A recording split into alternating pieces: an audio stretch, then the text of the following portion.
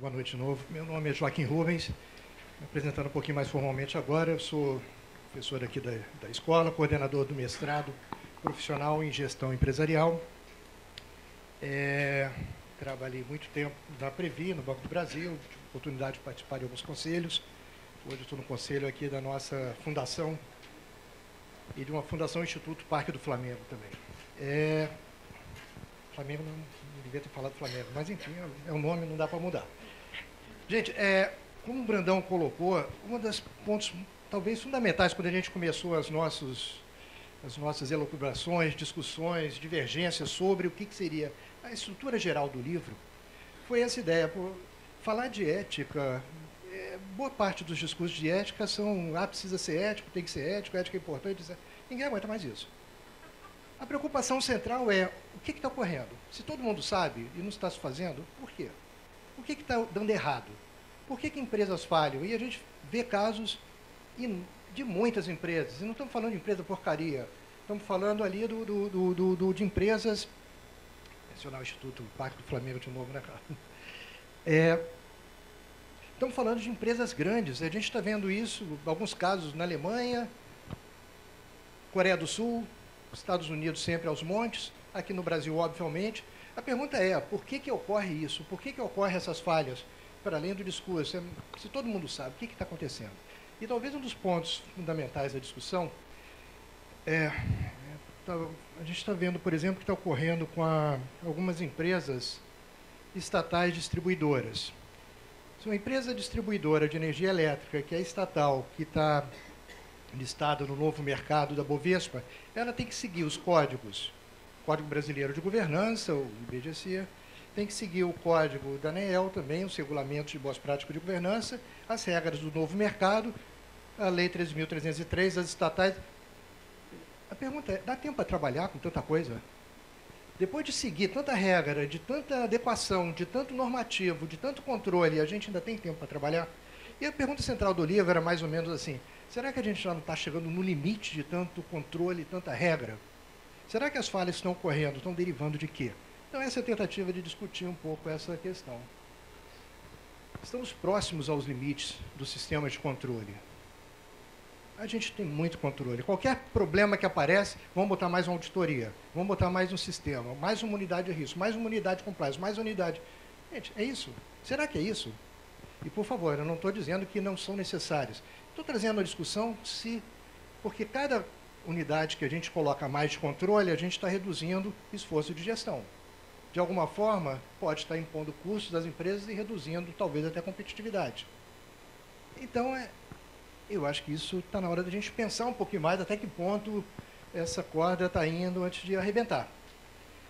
E a proposta aqui, claro que é uma proposta que tem várias fontes, etc. Bom, se está dando errado, tem gente por trás.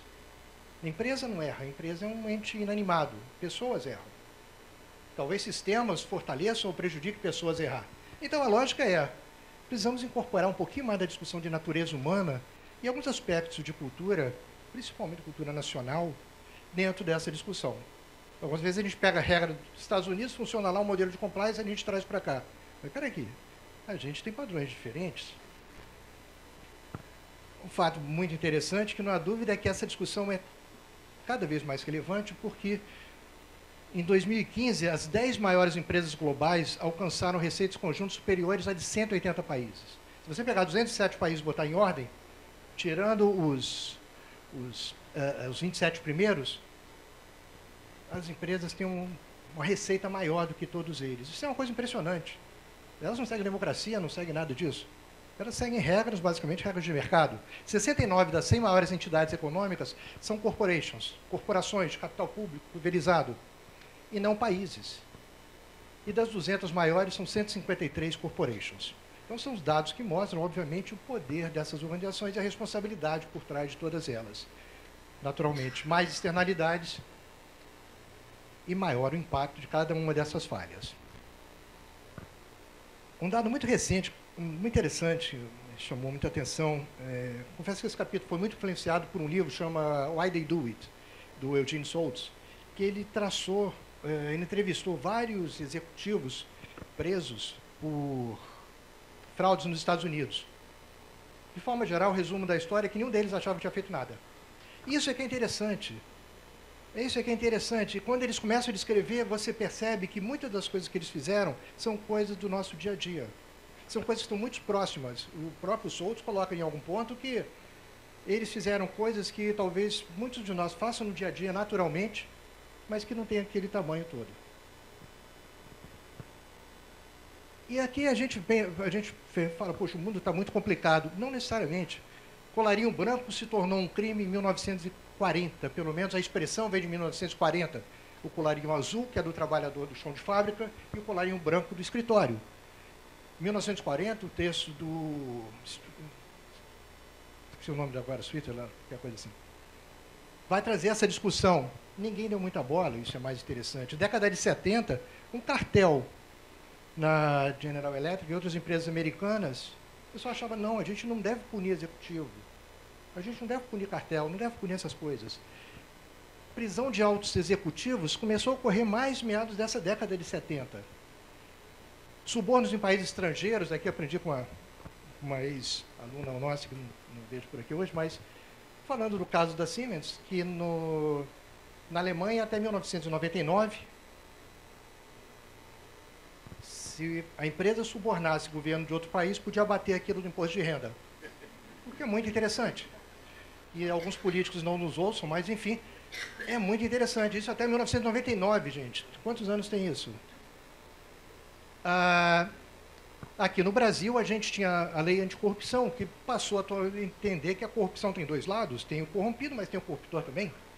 E já muda um bocado de figura. Agora, a aceitação das práticas gerenciais exóticas, mas que dão lucro, o tal do business as usual, é natural a gente fazer assim.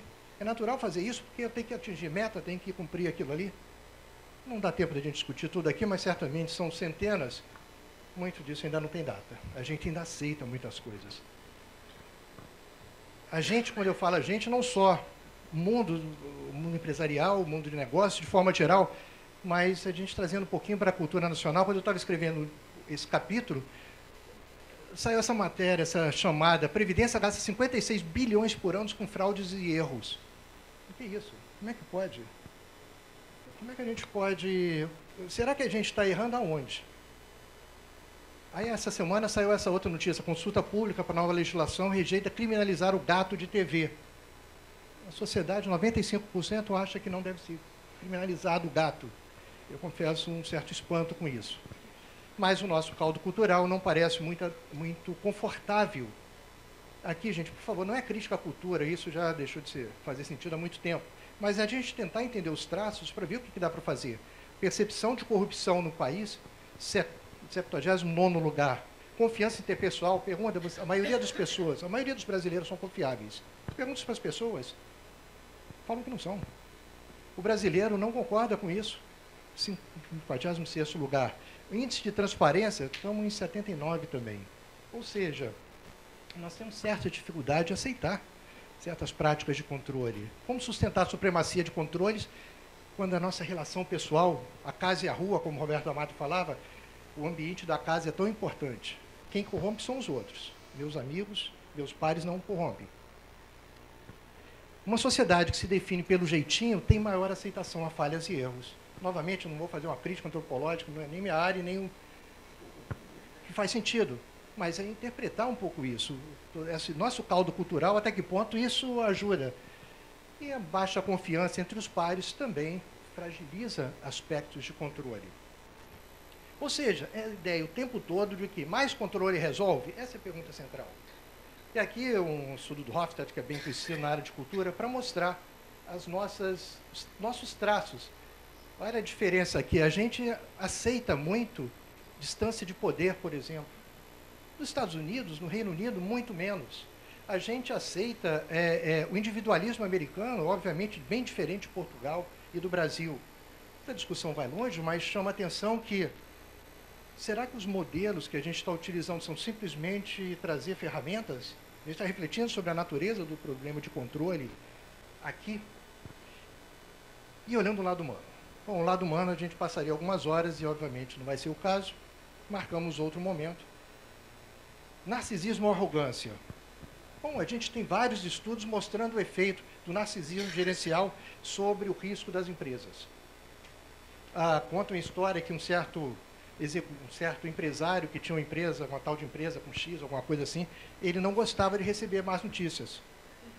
Ninguém leva mais notícias, não tem mensageiro ruim. Como é que você consegue gerenciar? Aí vai dizer que a culpa é dos controles? Não parece possível. Oportunismo gerencial. Tentar usar mecanismos em tecnicamente, usar assimetrias de informação em benefício próprio. O management overriding, qual é a ideia? Eu sou diretor, eu não preciso de crachá para entrar. Eu sou diretor, eu posso ver esses números aqui e questionar esse número aqui para a auditoria. Ora, se o tone from the top dá essa orientação, isso obviamente vai prejudicar a organização. Group Think é uma dinâmica extremamente interessante de discutir, hoje tem sido muito tratado nos conselhos também, que é aquele negócio o conselho, qualquer organização grupal é voltada para ter coesão, é voltada para ter, não, você é o chato que está falando, olha, está na hora do almoço, não vamos discutir isso, vamos embora, esse tema é muito importante, mas deixa que está na hora do almoço. É muito profunda a discussão do Group Think e muito difícil de tratar a discussão do Group Think. As pessoas tendem, a natureza humana, a gente tende a querer se enquadrar no grupo, evitar conflitos, evitar distorções, evitar disputas, etc. Alguns mais clássicos, conflitos de interesse entre controladores e minoritários, disputas internas entre conselheiros e executivos, também tem aos montes, e equívocos ou desvios de sistema de intensivo. Me diz como é que vai me avaliar, que eu vou dizer como é que eu vou agir. Então, já ouvi casos até de polícia que tinha meta de criminalidade zero, apareceu um cadáver aqui, ele se joga na área do lado. Isso é gaming, isso é você manipular os indicadores. Gente, a questão central aqui é um problema de controle? É o que está faltando é mais controle? Então, por que falham os administradores? Por que grandes montadoras, vocês devem estar acompanhando, sem nomes, mas desenvolvem sistemas que ludibriam as medições de poluição dos veículos? Não foi uma montadora só nos Estados Unidos, não. É o sistema alemão todo que estava com esse problema. Agora, quando a gente começa a pensar, como é que um sistema todo, uma empresa toda, tem esse tipo de falha? Vai botar mais compliance, mais controle, mais auditoria, controle de risco? Porque uma das maiores empresas de eletrônicos do mundo aceita pagar subornos para garantir apoio do governo para a fusão de unidades de empresa. Não estou falando de Brasil, estou falando do caso da Samsung na Coreia do Sul. Porque um dos maiores bancos americanos vincula clientes produtos financeiros dispendiosos que não precisavam e nem menos solicitaram. Ainda bem que no Brasil não acontece isso. O banco te mandar um cartão que você nunca vai precisar, nem solicitou. E a gente está falando até que ponto vai a discussão de ética, de integridade nessa questão. Seriam essas falhas, isso é falha de controle, no caso da Samsung, da Volks, falha de governança, falha de incentivo, de caráter, ou falhas de outras naturezas? O que leva administradores com reputação consolidada internacionalmente, estabilidade financeira, a se envolverem em esquemas criminosos? Sugiro fortemente que interessado no tema, lê o livro do Eugene Schultz, Why Did He Do It? É maravilhoso a forma como ele constrói essa discussão. Ele tira aquela simplicidade de fulano corrupto, o outro fez uma fraude. Fez fraude porque tinha oportunidade e ia ganhar mais dinheiro. É uma racionalidade que ele vê, eu vou ganhar tanto e não tenho tanto risco, então eu vou fazer. É muito mais complicado que isso. É muito mais complicado do que isso. O que ele mostra de interessante no livro é que muitos desses casos aconteceram de forma natural. Natural quando a gente olha, o próprio executivo olha e fala, eu não fiz crime. Ele está lá 5 anos preso e acha que não fez crime até agora. O Eugene Schultz então fala, o principal desafio que enfrenta, não apenas os gerentes, mas todos nós, como seres humanos, é que não somos capazes de detectar danos que estamos causando quando este dano está distante. Então, às vezes, parece que uma ação que a gente está fazendo lá no topo da empresa, às vezes uma planilha Excel pode mudar tudo ali para baixo, mas eu não consigo ver. E a nossa sociedade está ficando cada vez mais distante. Eu tinha um caso aqui, conversa com o Brandão, do Vice Fund, né, que é um fundo voltado para investimentos em tabaco, jogos, armas e assemelhados. Um fundo que tem alta rentabilidade, o pessoal continua investindo. Mas aí eu invisto, mas sou contra tudo isso. Bom, aí realmente... Ou seja, até que ponto isso está de fato funcionando? É que volta o John Kay também, que é um brilhante.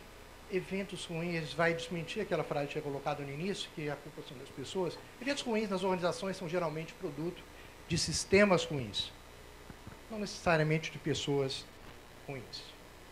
Em síntese, fechando, então, pessoal, a ideia é que a crescente importância econômica e social das empresas amplifica suas externalidades, positivas e negativas, e também o impacto de suas falhas.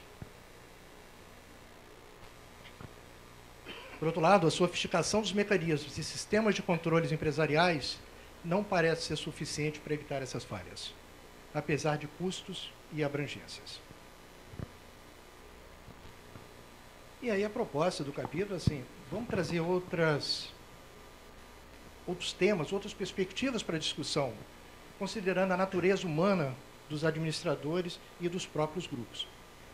Talvez desnaturalizar algumas obviedades que a corrupção e falhas empresariais ocorrem com tanta intencionalidade. O processo, às vezes, é um pouquinho mais complicado que isso. Talvez o limite do sistema controle tenha chegado, então. Ok? Muito obrigado pela atenção de vocês.